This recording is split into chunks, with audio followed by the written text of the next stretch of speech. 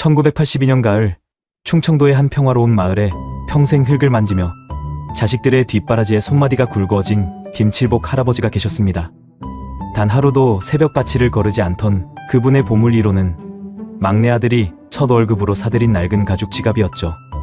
그 지갑 속에는 항상 가족 사진 한 장이 들어 있었습니다. 자식밖에 모르던 김칠복 할아버지는 그날도 평소와 다름없이 지갑을 품고 집을 나선 겁니다. 그런데 그날 이후 김칠복 할아버지는 다시는 집으로 돌아오지 못하셨습니다. 2달 뒤 옆집 할머니가, 석 달 뒤에는 마을 최고 어른이던 박 영감님까지, 평생 감기 한 번도 안 걸리던 정정한 노인 7명이 건강한 모습과 달리 예고도 없이 숨을 거두고 말았습니다. 그렇게 수십 해가 흘렀습니다. 2003년 재개발 정리 중 약국 벽 틈에서 먼지 쌓인 조제 기록부 한 장이 발견되었습니다. 그리고 그 기록부 안에 적힌 이름들은 그날 밤 이 마을의 모든 비밀을 다시 꺼내 세상의 빛 아래로 끌어낸 겁니다. 놀랍게도 범인은 멀리 있지 않았습니다. 가장 가까운 곳, 인심 뒤에 숨겨진 탐욕이 만든 비극이었죠. 마을 사람 모두가 살아있는 부처라 칭송했던 그 사람이었습니다. 오늘 이야기가 가슴 아프시다면 잊혀진 진실을 깨우는 구독과 좋아요로 함께해 주십시오. 1982년 10월의 충청도 마을은 가을의 냄새로 가득 차 있었습니다. 벌판에서 벼가 황금빛으로 익어가는 풍경, 길가의 감나무에서 떨어지는 감잎이 흙바닥을 물들이는 그 날들이었죠. 이 마을은 충청도 내에서도 깊은 골짜기 사이에 자리 잡은 작은 곳이었습니다. 비포장도로가 마을을 하나로 이어두었고, 마을 앞 자파상 벽에 붙은 공중전화 한 대가 바깥 세상과 이어진 유일한 줄이었던 겁니다. 도시의 소식을 듣거든 그 공중전화를 통해야 했던 시절이었죠. 구형 모델의 검은 승용차가 지나가면 마을 아이들이 먼지를 일으키며 뒤를 따라 뛰었던 그런 곳이었습니다. 밤이 되면 가로등 하나라도 없었던 이 마을의 길은 달빛과 집안에서 새어나오는 형광등빛으로만 밝혀졌던 겁니다. 가을날의 이 마을은 그 평온함 속에 이후 일어날 비극의 씨앗을 품고 있었습니다. 단 하루도 새벽 밭일을 빠지지 않던 김칠복 할아버지는 그날 아침에도 눈을 떤 순간 몸을 일으켰습니다. 아직 밝지 않은 하늘 아래 밭으로 나간 후 이웃과 한마디 두마디 나누는 것이 하루의 시작이었던 겁니다. 김칠복 할아버지는 이 마을에서 가장 일찍 일어나는 분이었습니다. 새벽 안개가 아직 벌판 위에 깔려 있을 때 이미 밭두둘레를 한 바퀴 돌아버리는 분이었죠. 자빌 하나라도 남은 게 있으면 직접 손을 대던 분, 자식들 뒷바라지에 손마디가 굵어진 분이었습니다. 마을 사람들은 김칠복 할아버지를 가리켜 이 마을의 등불이라고 부르기도 했던 겁니다. 이웃 논주인이 아무리 작은 부탁이라 하더라도 김칠복 할아버지는 한 번도 거절하지 않았던 분이었죠. 그분의 밭에서는 해마다 가장 좋은 벼가 나왔고 이웃들은 그분의 손이 닿은 곳이면 반드시 열매가 달린다고 여기었습니다. 평생 남은 사람들에게는 아무것도 두려워할 것이 없었던 분이었죠. 하지만 그날의 김칠복 할아버지는 본인 스스로도 알지 못하게 이미 끝에 문턱 앞에 서 있었습니다. 밭에서 돌아온 후 김칠복 할아버지는 아내가 차린 조반 앞에 앉으셨습니다. 된장국과 깍두기, 그리고 갓볶은 깻잎 반찬이었던 겁니다. 평소처럼 한 숟가락씩 천천히 씹으며 아내와 오가는 짧은 말소리가 아침 공기와 섞여 집안을 채웠죠. 조반을 마친 후 김칠복 할아버지는 낡은 가죽 지갑을 바지 주머니에 넣고 천천히 신발을 신었습니다. 그 지갑 안에는 항상 가족 사진 한 장이 들어 있었죠. 막내 아들이 첫 월급으로 사들인 것이었는데 할아버지는 그 지갑을 보면서 자주 웃음이 나오셨던 겁니다. 지갑 위로 한번 손을 쓸어온 후 천천히 주머니 안에 넣은 것이었습니다. 오늘 날씨가 좋네요. 아내가 말했고 김칠복 할아버지는 그 말에 고개를 끄덕이며 천천히 집을 나셨습니다.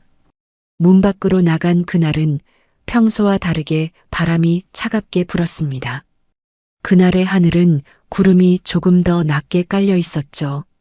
그리고 그날 오후 발길은 마을 입구의 고향 약국으로 향했습니다. 그날 밤이 될 때까지 누구도 그것이 마지막이라는 걸 알지 못했습니다. 고향 약국은 이 마을 사람들에게 단순한 약국이 아니었습니다. 마을 내에 의사가 한 명도 없었던 탓에 약사 최정우는 충청도 이 작은 마을의 유일한 의학 창구이면서 동시에 유일한 안심의 장소였죠. 약국 안은 항상 깔끔하게 정돈되어 있었고 약사 최정우는 어르신들이 들어오면 스스로 먼저 일어나 맞이하는 사람이었습니다. 글을 못 읽는 어르신들을 위해 약봉투 위에 직접 해와 달을 그려주고 기운이 없다는 어르신에게는 특별히 지은 피로회복제라며 정성스레 병을 따 건넨 것이었습니다. 약사 최정우는 심지어 어르신들의 집에 약을 직접 가져다 주는 경우도 있었던 겁니다. 약국의 벽면에는 마을 사람들이 감사를 표하려 붙인 메모들이 빼빼 붙어 있었습니다. 한 줄이라도 적기 어려운 글씨로 적힌 그 종이 조각들은 최정우가 얼마나 이 마을 사람들의 마음을 붙잡아 두었던지를 보여주는 겁니다. 약사 최정우는 이 마을에서 누구라 하나 나쁜 말을 안 했던 사람이었죠. 오히려 마을 사람들은 약사 최정우를 살아있는 부처라고 칭송하기까지 했던 겁니다. 그리고 바로 그 신뢰가 이후 일어날 비극의 가장 큰 무기가 될 것이었습니다. 김칠복 할아버지도 그날 고향 약국의 문을 열고 들어가셨습니다. 약사 최정우는 평소처럼 환하게 반기며 안내했고 오늘 기운이 좀 없으시네요 라고 한마디 붙이며 특별한 약 한 병을 건넨 겁니다. 김칠복 할아버지는 고마운 마음으로 그 병을 받아들었습니다. 평소와 달리 약사 최정우는 그날 약을 건네면서 잠깐 손이 떨리는 것이었는데 당시에는 누구도 그것에 주목하지 않았습니다. 약사 최정우는 그날 평소보다 조금 일찍 약국 문을 닫고 있었는데 그 역시 누구도 신경 쓰지 않았던 겁니다. 그 약이 무엇이었는지 당시에는 누구도 의심하지 않았습니다. 김칠복 할아버지가 사라지기 직전의 마지막 통화는 막내 아들에게 걸린 것으로 기록되어 있습니다. 자파상 벽에 붙은 공중전화에서 진행된 짧은 통화였는데 할아버지는 아들에게 올해 벼수하기 좋다며 웃음이 섞인 목소리로 이야기하셨던 겁니다. 아들은 아버지의 목소리가 평소보다 조금 지쳐 있다고 느꼈지만 그때는 그냥 가을 날씬 탓이라고만 여기었죠. 그리고 낡은 가죽 지갑 속 편지에는 손주 녀석에게 새 옷과 용돈을 사드리고 싶다고 적어두셨던 것까지 그날의 김칠복 할아버지는 평온한 하루의 끝을 맞이하고 계셨습니다. 그때 할아버지 주변의 마을은 여전히 조용했고 아무도 그 평화가 곧 깨질 것이라는 걸 알지 못했습니다. 그런데 그 이후 김칠복 할아버지는 집으로 돌아오지 못하셨습니다. 김칠복 할아버지가 사망한 후 2달이 지나고 옆집 할머니가 세상을 떠나셨습니다. 그리고 석 달이 더 지나면서 마을 최고 어른이던 박영감님까지 눈을 감으셨죠.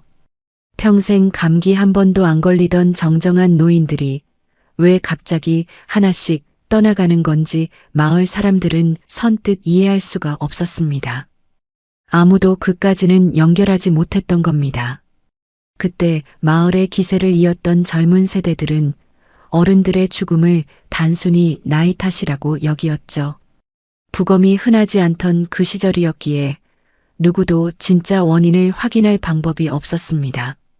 그때도 고향 약국은 마을 입구에서 조용히 문을 열고 있었습니다.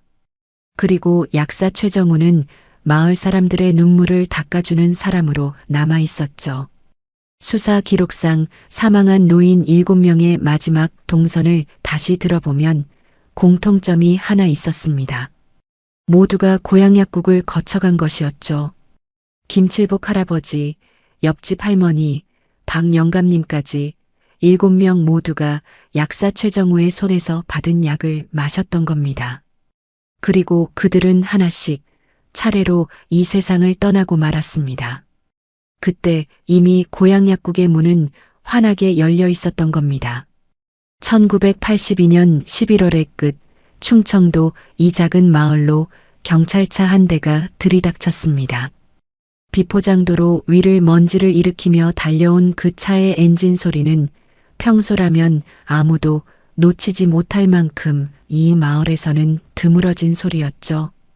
김칠복 할아버지가 세상을 떠난 이후 옆집 할머니, 박 영감님까지 7명의 정정한 노인이 연달아 눈을 감은 탓이었습니다.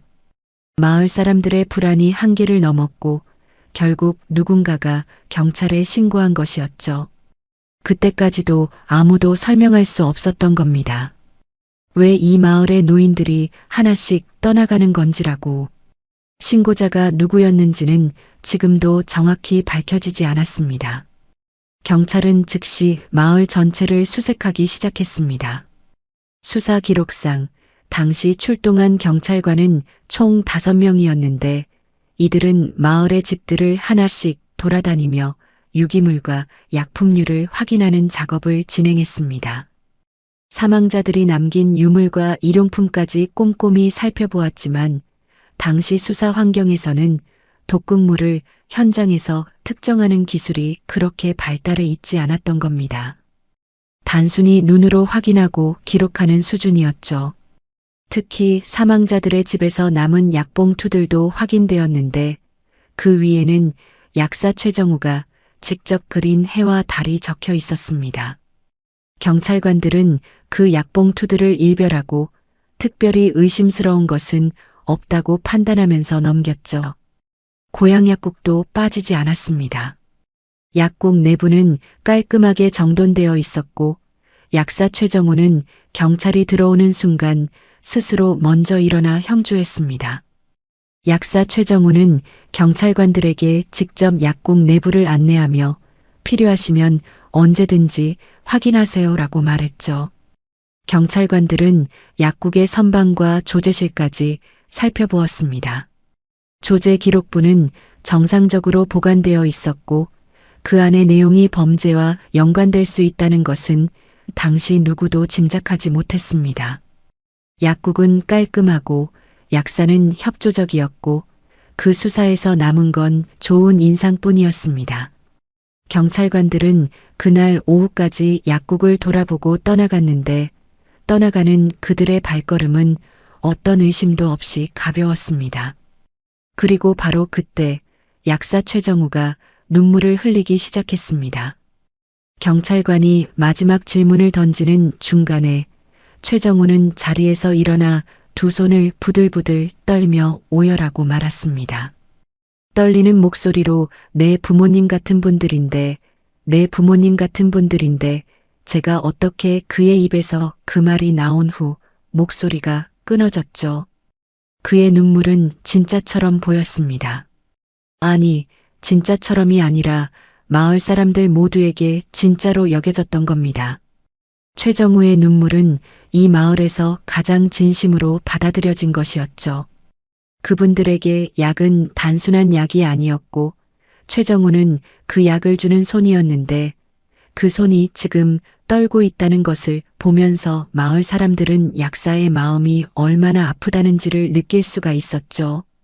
경찰관 한 명이 잠시 최정우의 어깨를 두드리며 진심이 느껴진다고 돌아간 것이었습니다. 수십 년간 이 마을의 어른들을 돌봐온 약사가 그분들이 돌아가신 일에 얼마나 가슴이 아프게 되었는지를 이해하지 못할 사람은 이 마을에 없었죠. 아무도 그 눈물 뒤에 무엇이 숨어 있는지 의심하지 않았습니다. 오히려 마을 사람들은 경찰을 의심스럽게 바라보기 시작했습니다. 경찰이 왜 우리 약사 선생님에게 이런 질문을 하는가라는 불만이 마을 안에서 조용히 퍼져나갔죠. 몇몇 어르신들은 직접 경찰관에게 목소리를 높여 우리 약사 선생님은 선한 분이다라고 말씀하셨는데 그 날의 고향약국 아픈 마을 사람들이 약사 최정우를 지지하는 장면으로 가득 차 있었던 겁니다. 수사 기록에 남은 내용에 따르면 주민 여러 명이 경찰관에게 직접 불만을 표명했는데 그중 한 명은 분노를 억누르며 이 마을에서 제일 좋은 분을 왜 몰아세웁니까? 라고 강하게 밀어붙이기까지 했죠.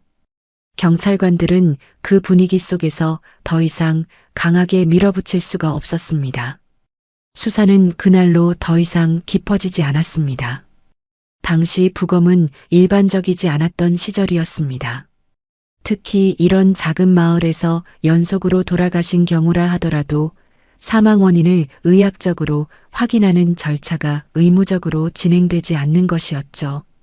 수사 기록상 당시 담당 경찰관은 사망자들의 나이와 건강 상태를 고려하여 자연사로 판단하는 내용을 보고서에 남겨두었습니다.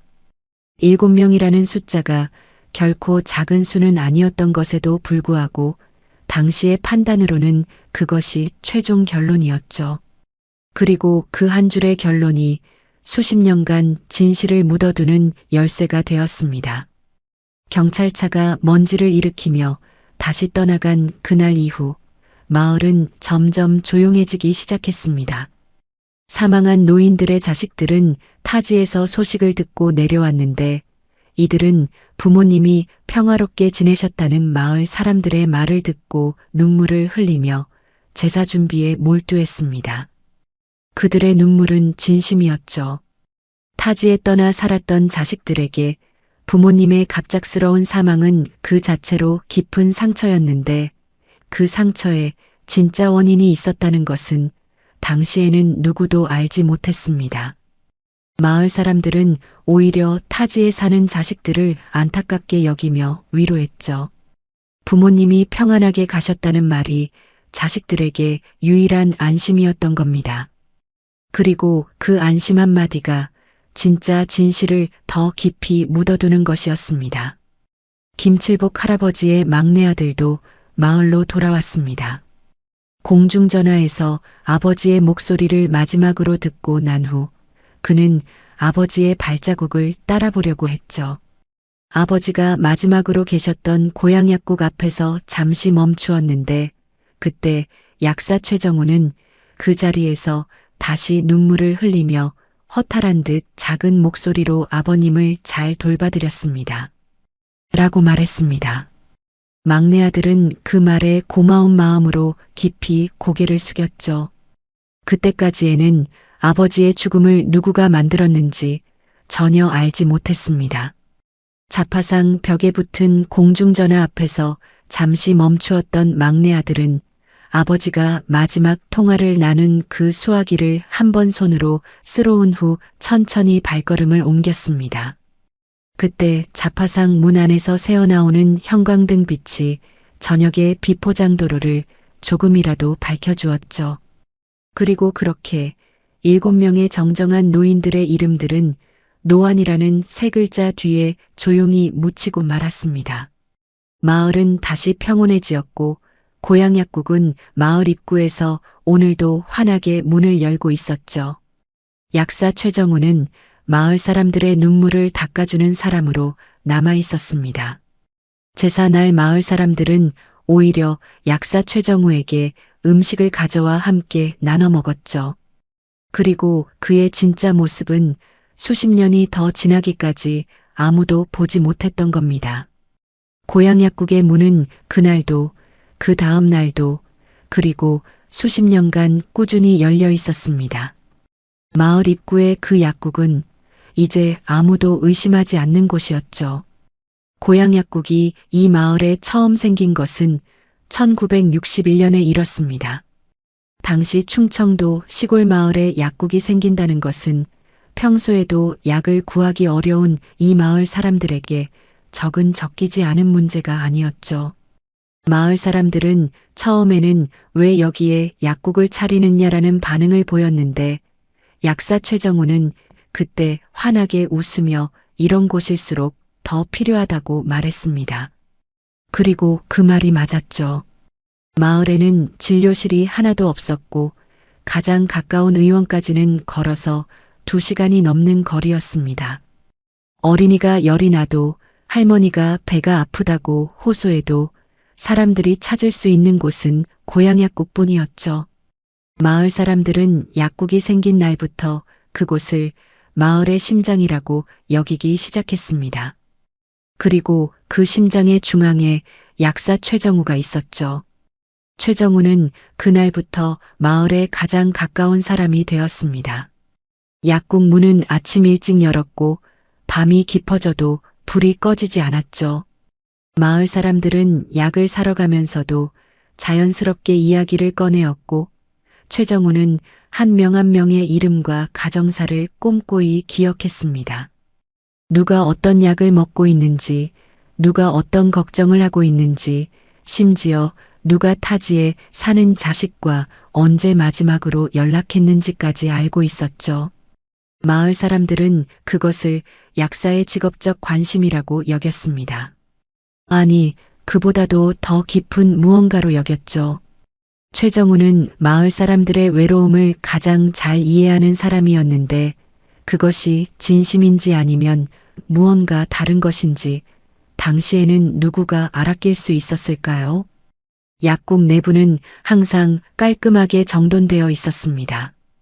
약품들은 종류별로 선반 위에 정렬되어 있었고 약사 최정우가 직접 조제한 약은 약봉투에 꼼꼼히 기술되었죠. 약봉투 위에는 최정우가 직접 그린 작은 그림이 붙어 있었는데 그림은 매번 달라졌습니다. 해와 달이 때로는 작은 꽃이 때로는 붙었죠. 마을 사람들은 그것을 약사의 따뜻한 마음이라고 여겼습니다. 어떤 할머니는 약사 선생님한테 받은 약봉투는 버려지기가 아깝다는 말까지 했죠. 그 약봉투들은 이후 사망자들의 집에서 경찰이 수색할 때 발견되었지만 그것이 진짜 증거로 활용되기까지는 아직 많은 시간이 더 남아 있었습니다. 약봉투 위의 그림은 마을 사람들에게는 최정우의 온기였고 수사관들에게는 나중에 단 하나의 실을 잡을 수 있는 단서가 되었죠. 수사 기록상 후일 조사에서 밝혀진 것에 따르면 최정우가 마을로 이사 온 전에는 다른 곳에서도 약사로 일했던 기록이 남아 있었습니다. 그런데 그 이전의 근무 경력은 정상적으로 확인되지 않았죠. 약사 면허는 정상이었고 자격증도 문제가 없었지만 실제로 자격증을 취득한 학교와 수학 기간이 공식 기록과 정확히 일치하지 않는 부분이 있었습니다. 당시에는 누구도 그 부분을 깊이 파고들지 않았죠. 면허가 있고 약국을 운영하고 있었고 그것이 전부였습니다. 충청도 작은 마을의 약사라는 것, 그 정도이면 충분했죠. 그리고 그 불완전한 기록 사이의 빈 공간 안에 아직 누구도 본 일들이 남아 있었습니다. 최정우에게는 아내가 있었습니다. 마을 사람들은 약사 부인을 가끔씩 약국 안에서 보았는데 그녀는 항상 조용했죠. 거의 약국 밖으로 나오지 않았고 마을 사람들과 깊은 대화를 나누는 것은 없었습니다. 몇몇 어르신들은 약사 부인이 몸이 안 좋은 것 같다고 말했죠. 최정우는 아내에 대한 질문이 나오면 항상 아내가 내성적인 사람이라는 말로 넘겼습니다.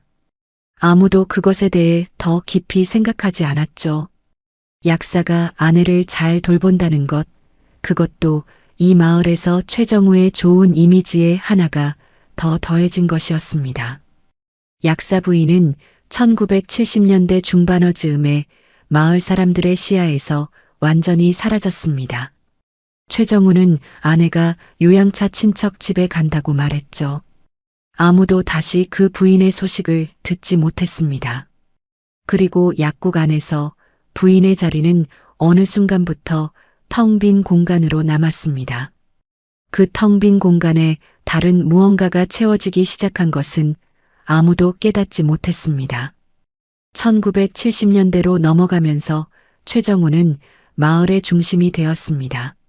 마을 행사가 있으면 항상 약사가 자리에 있었고 누군가가 아픈 밤이면 약국의 불이 가장 먼저 켜졌죠. 어떤 날 밤 김칠복 할아버지의 이웃인 박 영감님이 갑자기 배통을 호소하면서 약국을 찾아간 적이 있었습니다. 최정우는 그때 박 영감님의 손을 잡고 부드럽고 안심하는 목소리로 걱정하지 않으세요. 제가 잘 돌봐드리겠습니다. 라고 말했죠. 박 영감님은 그날 약을 받아 집으로 돌아간 후 평소보다 깊은 잠을 자는 것으로 끝났습니다. 그때는 아무도 이상하다고 느끼지 않았죠. 박 영감님은 그 이후에도 건강하게 마을을 돌아다녔고 고향 약국을 단골로 찾아갔습니다. 그리고 7명이 돌아가신 그 1982년에도 박 영감님은 약국의 단골이었죠.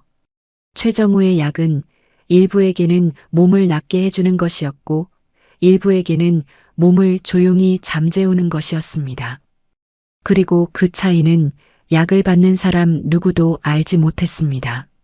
최정우가 마을에서 가장 신뢰받는 사람이 되었던 것은 단순히 약을 주는 사람이었던 탓만은 아니었습니다. 마을에는 공중전화가 하나뿐이었는데 그것이 자파상 벽에 붙어 있었죠. 타지에 떠난 자식들에게 연락하려면 반드시 그 자파상을 지나야 했습니다. 자파상과 약국은 불과 몇 발걸음밖에 떨어져 있었죠. 마을 사람들은 공중전화를 사용한 후 자연스럽게 약국 문을 열었고 최정우는 그때마다 차를 끓여주었습니다. 그 차를 마시며 자식 이야기를 꺼내었고 최정우는 귀를 기울이며 듣고 있었죠. 최정우는 마을의 모든 이야기의 중심에 있었습니다. 누가 아픈지, 누가 외롭지, 누가 자식이 오랫동안 연락이 안 되는지 최정우는 그 모든 것을 알고 있었죠. 그리고 최정우가 특히 관심을 가지는 사람은 항상 그 중에서 가장 고독한 이들이었습니다. 수사 기록에 남은 사망자 7명의 이름을 다시 보면 공통점이 하나 있었습니다. 이들은 모두 마을에서 혼자 살거나 타지에 떠난 자식들과 연락이 드물었던 사람들이었죠. 아무도 한 발씩 떠나가는 것에 주목하지 못했습니다. 왜냐하면 최정우가 항상 그 옆에 있었기 때문이었죠. 아무도 의심하지 않는 곳에서 아무도 의심하지 않는 사람에게 아무도 의심하지 않는 것이 일어나고 있었습니다. 고향 약국은 20년이 넘는 시간 동안 이 마을 사람들의 가장 가까운 이웃이었죠. 그리고 그 이웃의 문 안에서 무엇이 조용히 준비되고 있었는지는 아직 아무도 열어볼 용기를 갖지 못했습니다. 그것은 20년이 더 지나야 드디어 누군가의 눈에 띄기 시작한 것이었습니다. 그때가 되기까지 고향 약국의 문은 환하게 열려 있었죠. 2003년 가을 충청도 그 작은 마을에 한 명의 젊은 형사가 도착했습니다. 사건은 20년 뒤 제조사라는 이름으로 다시 열렸습니다. 그가 이 마을을 찾아온 이유는 1982년에 발생한 연쇄 사망 사건에 대한 재조사 요청이 들어왔기 때문이었습니다. 당시 자연사로 종결된 7명의 사망 사건이 20년이 지난 지금 다시 수면 위로 떠오른 것이었죠. 계기는 단순했습니다. 김칠복 할아버지의 막내 아들이 노안으로 돌아가신 아버지의 유품을 정리하다가 이상한 약봉투를 발견한 것이었죠. 그 약봉투에는 마지막 조제 날짜가 남아 있었습니다. 아버지가 마지막으로 받은 약을 차마 버릴 수 없어 보관해 두었던 것이었습니다. 이준혁이 마을에 도착했을 때 고향 약국은 여전히 그 자리에 있었습니다. 약국 간판은 낡았지만 여전히 깨끗하게 유지되고 있었고 약사 최정우는 이제 60이 넘은 나이였지만 여전히 마을 사람들을 돌보고 있었죠. 형사가 약국 문을 열고 들어갔을 때 최정우는 평소와 다름없이 환하게 웃으며 맞이했습니다. 무엇을 도와드릴까요라는 말과 함께 최정우의 손은 자연스럽게 약품 선반 쪽으로 뻗어 있었죠. 이준혁은 그 순간 최정우의 눈을 보았습니다. 그 눈에는 아무런 흔들림이 없었죠. 마치 20년 전의 일이 아무 일도 아니었다는 듯한 표정이었습니다. 형사는 먼저 1982년 당시 경찰 보고서를 다시 검토했습니다. 보고서에는 7명의 사망자 명단과 함께 당시 담당 경찰관의 소견이 남아 있었죠. 자연사로 판단함이라는 한 줄의 결론이 전부였습니다. 형사는 그 보고서를 읽으면서 당시 경찰이 놓친 것이 무엇인지 찾기 시작했죠. 첫 번째로 눈에 띈 것은 사망자들의 공통점이었습니다. 모두 고독한 노인들이었고 모두 고향약국의 단골이었으며 모두 사망 직전에 최정우로부터 약을 받았다는 기록이 남아 있었죠. 형사는 그 패턴을 노트에 하나씩 정리하기 시작했습니다. 이준혁은 마을 사람들을 하나씩 찾아다니며 인터뷰를 시작했습니다. 20년이 지났지만 마을 사람들의 기억은 놀라울 정도로 선명했죠.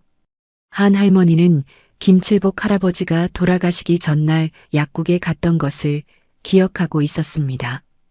약사 선생님이 특별한 약을 주신다고 하셨어요 라는 증언이었죠. 다른 어르신은 박 영감님이 마지막으로 약국을 찾아갔던 날을 기억했습니다. 그날 약국 문이 평소보다 일찍 닫혔다는 것까지 기억하고 있었죠. 형사는 그 증언들을 꼼꼼히 기록했습니다. 하나하나가 퍼즐의 조각처럼 맞춰지기 시작했죠. 형사가 가장 주목한 것은 약봉투였습니다. 김칠복 할아버지의 유품에서 발견된 그 약봉투를 국립과학수사연구원에 보냈고 결과는 놀라웠죠. 약봉투 안에 남아있던 약에서 치명적 독성 물질로 의심되는 성분이 검출된 것이었습니다. 치사량에 가까운 양이었죠. 형사는 즉시 다른 사망자들의 유족을 찾아가 유품을 확인했습니다. 놀랍게도 세 가족이 여전히 약봉투를 보관하고 있었죠. 어머니가 마지막으로 받으신 약이라며 버리지 못했다는 것이었습니다. 그 약봉투들도 모두 같은 결과가 나왔습니다. 비소였죠. 형사는 그제서야 확신했습니다. 이것은 연쇄살인 사건이라는 것을. 이준혁은 최정우를 다시 찾아갔습니다. 이번에는 형사로서가 아니라 손님으로 찾아갔죠. 약국 안은 여전히 깔끔하게 정돈되어 있었고 최정우는 여전히 친절하게 맞이했습니다. 형사는 배가 아프다고 말했고 최정우는 즉시 적절한 약을 조제하기 시작했죠. 그 과정을 지켜보면서 형사는 최정우의 손놀림을 관찰했습니다. 능숙하고 정확했죠. 그리고 약봉투를 꺼내는 순간 형사는 그것을 보았습니다. 약봉투 위에 그려진 작은 해와 달을 20년 전과 똑같은 그림이었습니다. 형사는 조심스럽게 질문을 시작했습니다. 1982년에 대해 기억하시냐는 질문에 최정우는 잠시 멈췄죠. 그리고 천천히 대답했습니다. 물론 기억합니다. 마을에서 많은 분들이 돌아가셨던 해였죠라고. 형사는 계속 질문을 이어갔습니다. 그분들이 모두 이 약국의 단골이었다는 것도 기억하시냐고 물었죠. 최정우는 고개를 끄덕였습니다. 네, 제가 그분들을 돌봤습니다라고 대답했죠. 그 말투에는 어떤 떨림도 없었습니다. 그 순간 형사는 최정우의 눈에서 무언가를 발견했습니다. 그것은 후회도 아니었고 죄책감도 아니었죠. 그것은 오히려 자부심에 가까운 것이었습니다. 최정우는 자신이 한 일을 후회하지 않고 있었던 겁니다.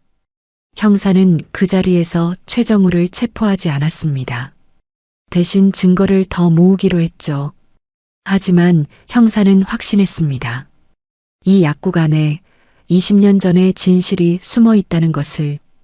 다음 날 형사는 영장을 들고 약국을 수색했습니다. 약국 안에서는 놀라운 것들이 발견되었죠. 조제실 한쪽 구석, 다른 약품들 사이에 숨겨진 작은 병이 있었습니다.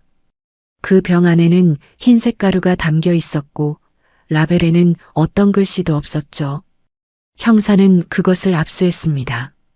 그리고 약국 뒤편 최정우가 살고 있던 작은 방에서 한 권의 노트를 발견했습니다.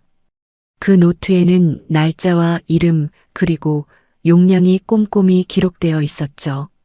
1982년의 기록이었습니다. 김칠복, 박영감, 이웃 할머니의 이름이 모두 그 안에 있었습니다. 최정우는 체포되었습니다. 형사가 수갑을 채우는 순간에도 최정우는 담담한 표정이었죠. 마을 사람들은 믿을 수 없다는 반응을 보였습니다. 우리 약사 선생님이 그럴 리 없다는 말들이 마을 곳곳에서 터져나왔죠. 하지만 증거는 명백했습니다.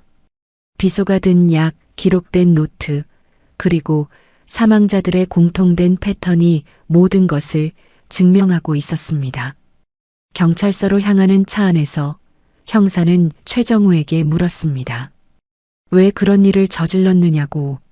최정우는 한참을 침묵하다가 조용히 대답했죠. 그분들은 외로웠습니다. 아무도 찾지 않았죠. 저는 그분들을 편안하게 해드린 것뿐입니다. 라고.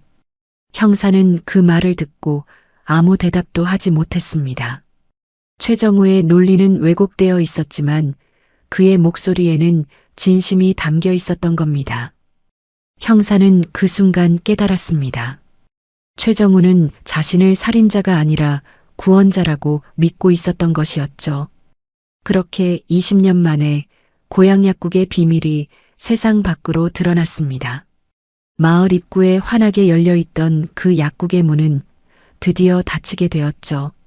그리고 그 문 뒤에 숨어있던 진실은 이제 법정에서 심판받게 될 것이었습니다.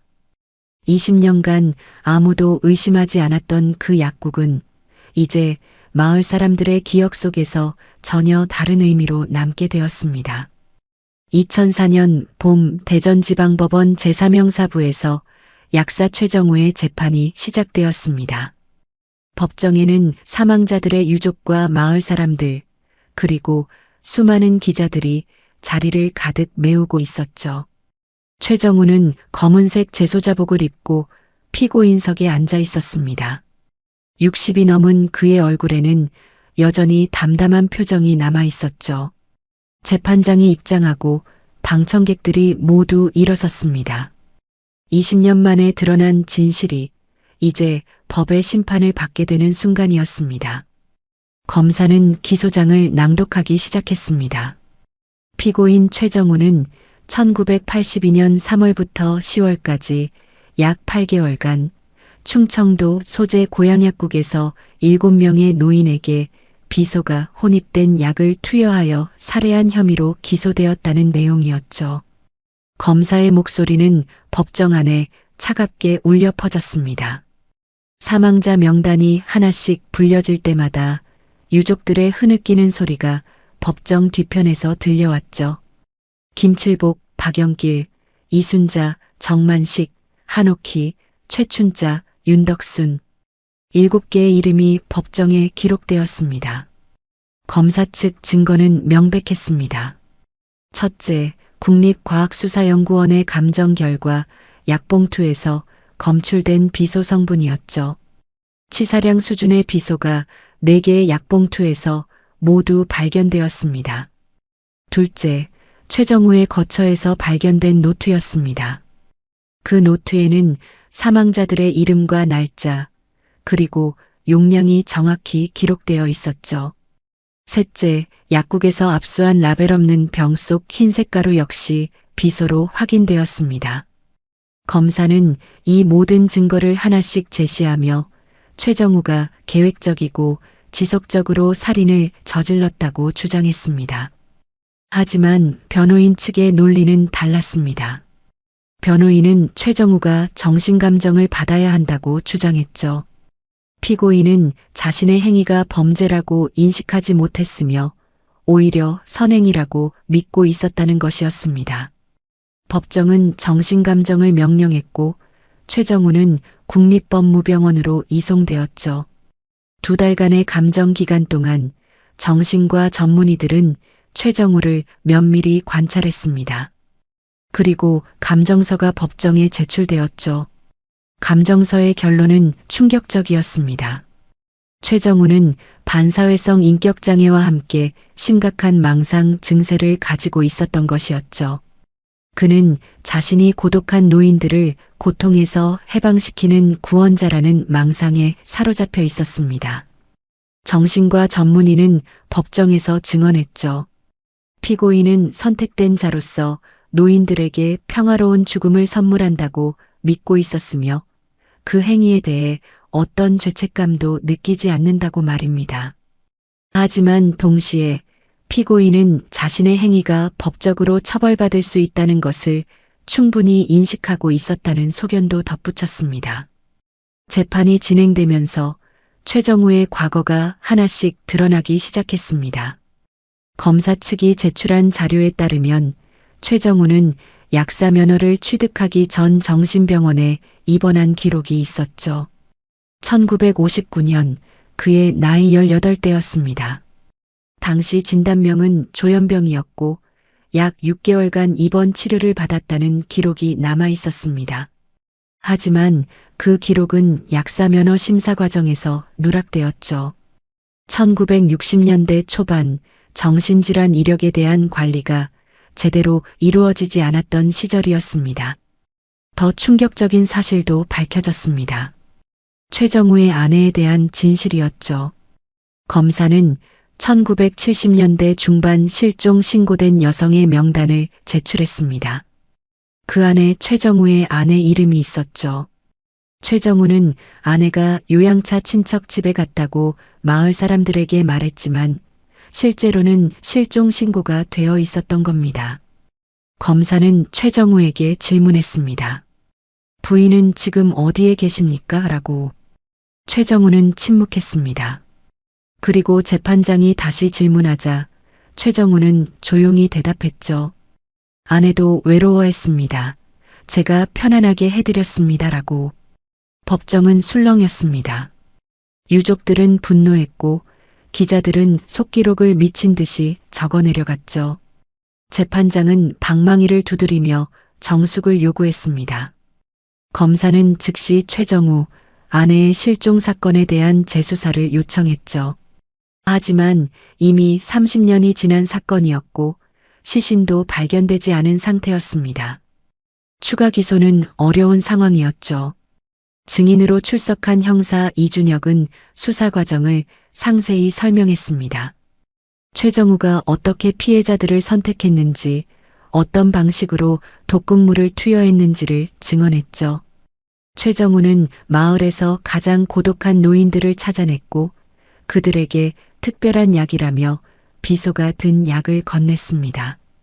피해자들은 약사를 전적으로 신뢰했기 때문에 의심 없이 그 약을 복용했죠. 형사는 증언을 마치며 말했습니다.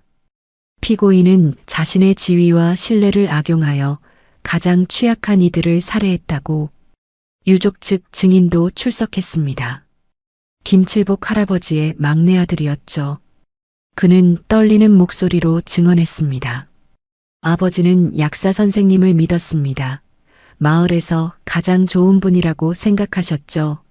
그런데 그 믿음이 아버지를 죽음으로 몰아갔습니다. 라고. 그의 목소리는 분노와 슬픔으로 가득 차 있었습니다. 다른 유족들도 비슷한 증언을 이어갔죠. 모두 최정우를 신뢰했고 모두 그 신뢰 때문에 가족을 잃었다고 말했습니다. 최정우에게도 최후 진술의 기회가 주어졌습니다. 그는 천천히 일어나 법정을 둘러보았죠. 그리고 담담한 목소리로 말하기 시작했습니다. 저는 그분들을 사랑했습니다. 아무도 그분들을 찾지 않았고 아무도 그분들의 외로움을 이해하지 못했죠. 저만이 그분들에게 진정한 평화를 줄 수 있었습니다. 라고. 법정은 다시 술렁였습니다. 최정우는 계속 말했죠. 저는 후회하지 않습니다. 그분들은 이제 고통에서 해방되었으니까요. 라고. 재판장은 판결을 선고했습니다. 피고인 최정우에게 징역 무기형을 선고한다는 판결이었죠. 7건의 살인죄가 모두 인정되었고 정신감정 결과에도 불구하고 책임 능력은 인정되었습니다. 재판장은 판결문을 낭독하며 말했습니다. 피고인은 약사로서의 지위를 악용하여 무고한 생명을 빼앗았으며 그 행위에 대해 어떤 반성도 보이지 않고 있다. 따라서 엄중한 처벌이 불가피하다고. 최정우는 판결을 듣고도 표정 하나 변하지 않았습니다. 법정을 나서는 최정우를 향해 유족들이 소리쳤습니다. 살인마, 악마라는 말들이 터져나왔죠. 하지만 최정우는 고개를 들고 걸어갔습니다. 그의 얼굴에는 여전히 평온한 표정이 남아 있었죠. 형사 이준혁은 그 모습을 지켜보며 생각했습니다. 최정우는 끝까지 자신이 옳다고 믿고 있구나라고. 그렇게 고양약국 연쇄살인 사건은 법적 종결을 맞이했습니다. 하지만 진짜 끝은 아니었죠. 최정우의 아내 실종 사건은 여전히 미제로 남아 있었고 마을 사람들의 마음속 상처는 쉽게 아물지 않을 것이었습니다. 20년간 믿었던 사람이 살인자였다는 사실은 그들에게 평생 지울 수 없는 상처로 남게 되었습니다. 판결이 선고되고 한 달이 지난 후 충청도 그 작은 마을은 깊은 침묵 속에 잠겨 있었습니다.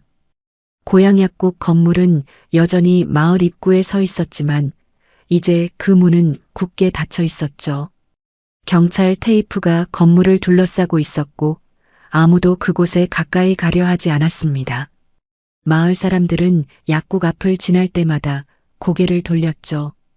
20년 넘게 마을의 심장이었던 그곳은 이제 마을의 상처가 되어버렸습니다.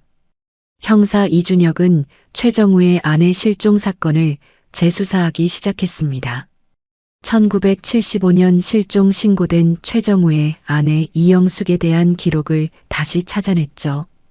당시 경찰 보고서에는 가출로 추정된다는 간단한 메모만 남아 있었습니다. 형사는 고양약국 건물을 다시 수색하기로 했죠. 이번에는 건물 전체를 샅샅이 뒤지기 시작했습니다. 약국 뒤편의 작은 마당, 그리고 그 아래 땅을 파내기 시작했죠. 일주일간의 수색 끝에 충격적인 발견이 있었습니다. 약국 뒤편 마당 땅속 깊은 곳에서 사람의 유골이 발견된 것이었죠. 국립과학수사연구원의 감정 결과 유골은 여성의 것이었고 사망 시기는 약 30년 전으로 추정되었습니다. 유골의 치아를 통한 DNA 대조 결과 이영숙의 친척과 일치했죠. 최정우의 아내가 발견된 것이었습니다. 더 끔찍한 사실은 유골에서도 비소 성분이 검출되었다는 것이었죠. 형사는 교도소에 수감된 최정우를 다시 찾아갔습니다. 면회실에서 최정우는 여전히 담담한 표정으로 앉아 있었죠. 형사가 아내의 유골이 발견되었다고 말하자 최정우는 잠시 눈을 감았습니다. 그리고 천천히 입을 열었죠. 아내는 제 첫 번째 환자였습니다라고 말했습니다. 형사는 그 말에 소름이 돋았죠. 최정우는 계속 말했습니다. 아내는 우울증으로 매일 괴로워했어요. 아무 약도 듣지 않았죠. 그래서 제가 직접 해결책을 찾았습니다라고.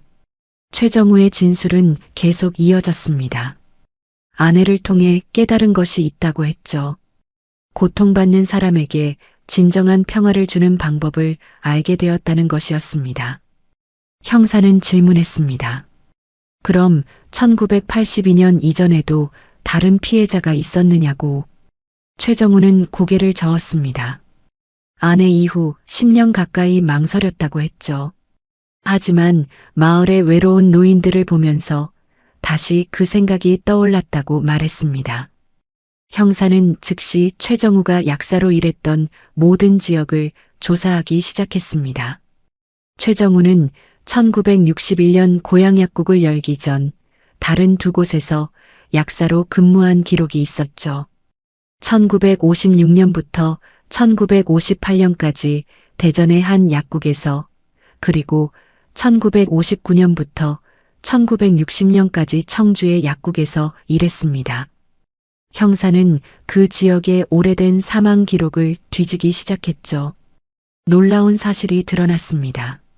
1957년 대전에서 원인 불명으로 사망한 노인이 3명 있었고 1960년 청주에서도 비슷한 사례가 2건 있었던 것이었죠.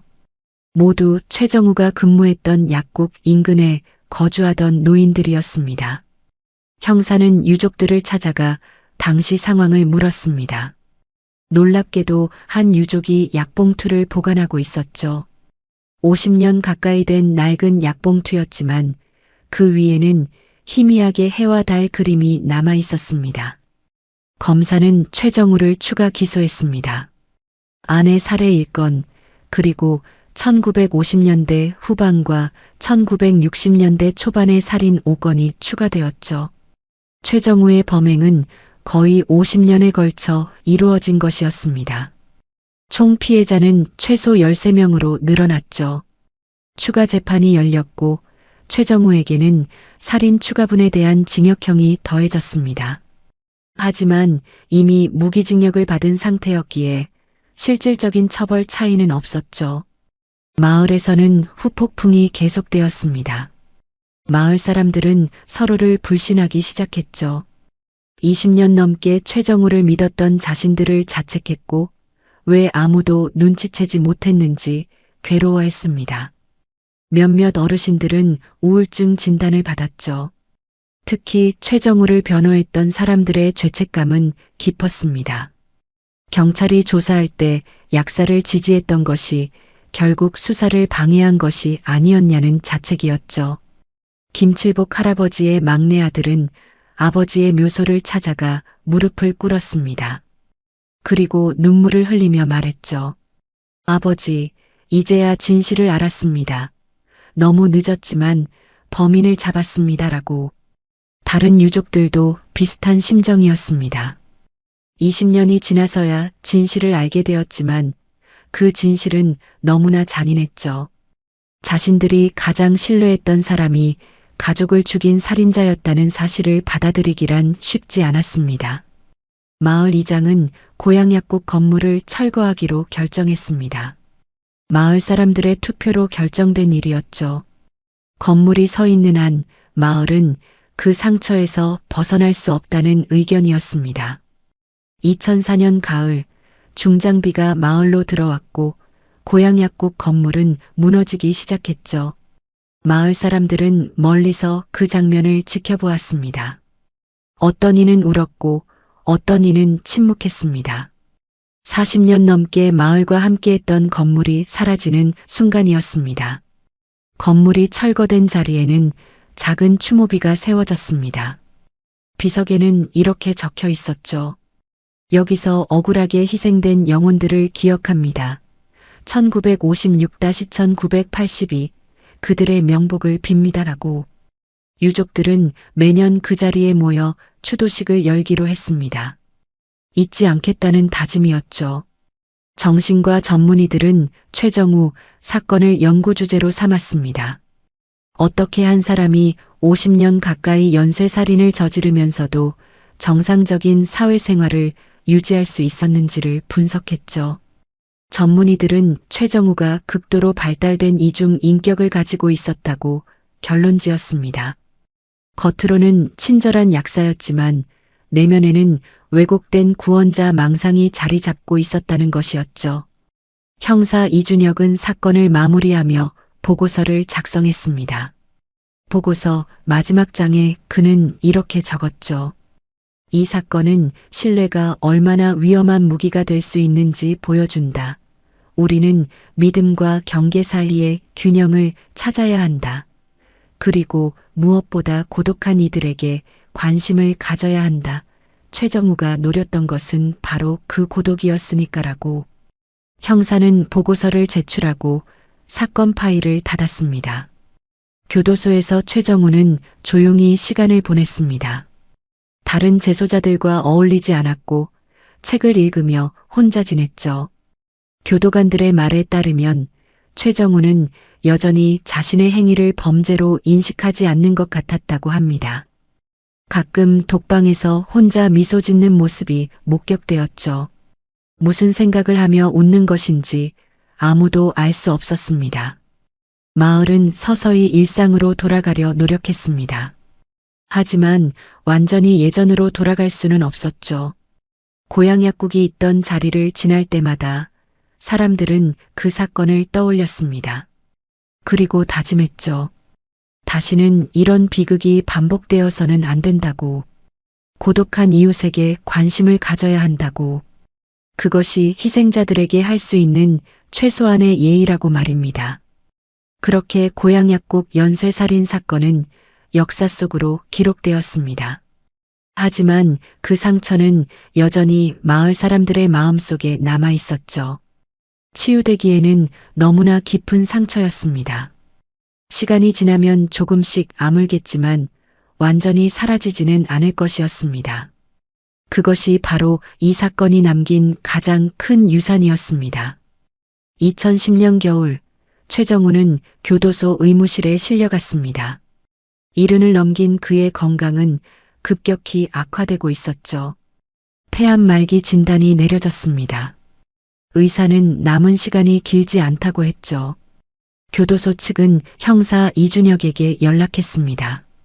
최정우가 마지막으로 할 말이 있다고 했다는 것이었죠. 형사는 망설였지만 결국 교도소를 찾아갔습니다. 혹시 밝혀지지 않은 피해자가 더 있을지도 모른다는 생각 때문이었습니다. 의무실 침대에 누워있는 최정우는 더 이상 예전의 모습이 아니었습니다. 야윈 얼굴에 산소 호흡기를 달고 있었죠. 하지만 그의 눈은 여전히 또렷했습니다. 최정우는 형사를 보자 희미하게 미소 지었죠. 형사님 오셨군요라고 가늘게 말했습니다. 형사는 의자에 앉아 물었습니다. 무슨 말을 하고 싶으신 겁니까? 라고. 최정우는 잠시 천장을 바라보다가 입을 열었습니다. 최정우는 자신의 어린 시절 이야기를 시작했습니다.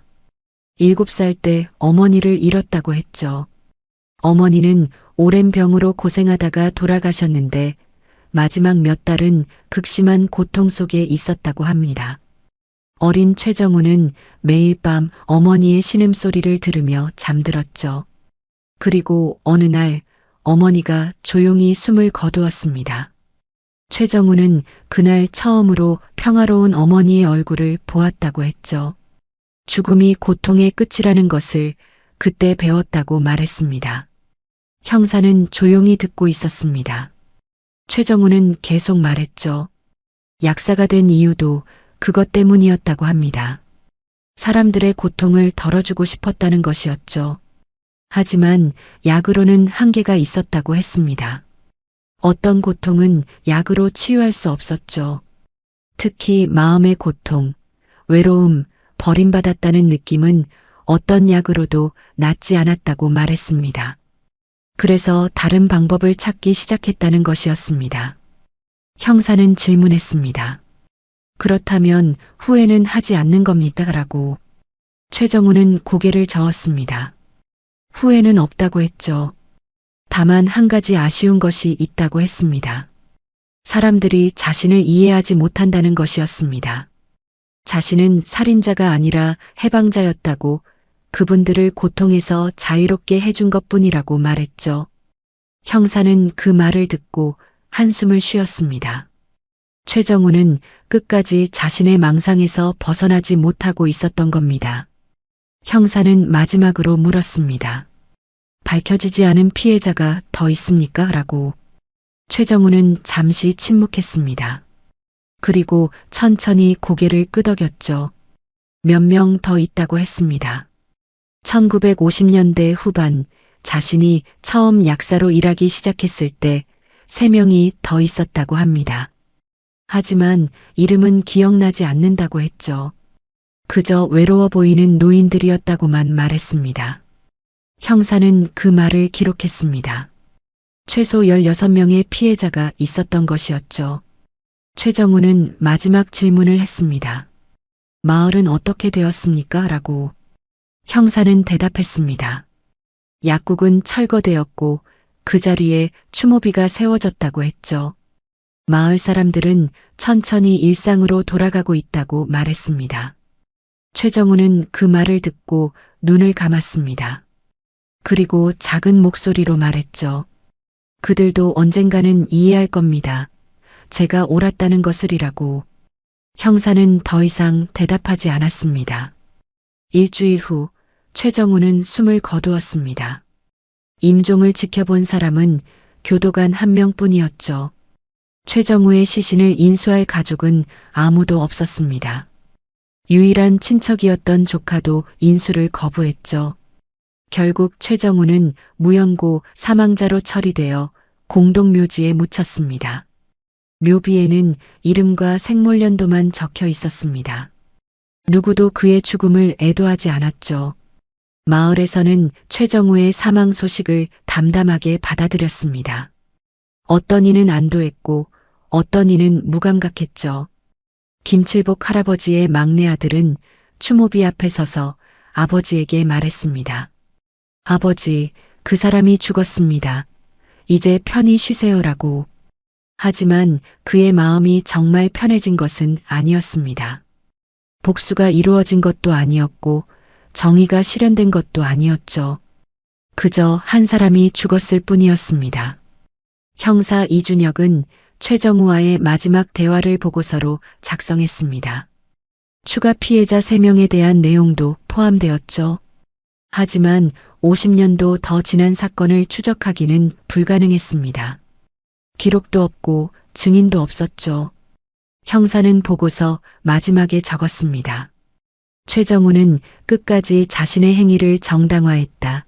그에게 양심의 가책이란 존재하지 않았다. 이것이 가장 무서운 부분이었다라고. 사건은 언론에서도 다시 한번 다뤄졌습니다. 한국 범죄사상 가장 오랜 기간 범행을 저지른 연쇄살인범이라는 제목으로 기사가 나갔죠. 전문가들은 분석했습니다. 최정우가 어떻게 그렇게 오랫동안 발각되지 않을 수 있었는지를 말입니다. 결론은 3가지였습니다. 첫째, 신뢰받는 직업이었다는 것. 둘째, 취약한 피해자를 선택했다는 것. 셋째, 당시 수사 기술의 한계였다는 것이었죠. 정신과 학회에서는 최정우 증례를 교과서에 실었습니다. 감정서는 왜곡된 구원의식과 공감 결여를 지적했습니다. 의대생들은 이 사례를 공부하며 인간 정신의 어두운 면을 배웠습니다. 선과 악의 경계가 얼마나 모호할 수 있는지를 이해하게 되었죠. 마을에서는 변화가 일어나기 시작했습니다. 독거노인들을 위한 복지 프로그램이 만들어졌죠. 매주 자원봉사자들이 방문하여 안부를 확인했습니다. 마을 회관에서는 노인 모임이 정기적으로 열렸죠. 최정우가 노렸던 것이 외로움이었다면 마을은 그 외로움을 없애기로 한 것이었습니다. 이것이 희생자들을 기억하는 가장 좋은 방법이라고 생각했죠. 추모비 앞에는 매년 국화꽃이 놓였습니다. 유족들뿐만 아니라 마을 사람들도 꽃을 가져왔죠. 그들은 잊지 않기로 약속했습니다. 무고하게 희생된 16명의 영혼을, 그리고 신뢰가 얼마나 소중하고 또 얼마나 위험한 것인지를 말입니다. 형사 이준혁은 정년퇴직 후에도 가끔 그 마을을 찾았습니다. 추모비 앞에 서서 묵념을 올렸죠. 그리고 생각했습니다. 정의는 실현되었지만 완전하지는 않았다고. 최정우는 처벌받았지만 끝까지 반성하지 않았다고. 희생자들은 기억되지만 그들의 고통은 결코 되돌릴 수 없다고 말입니다. 그것이 이 사건이 남긴 씁쓸한 진실이었습니다.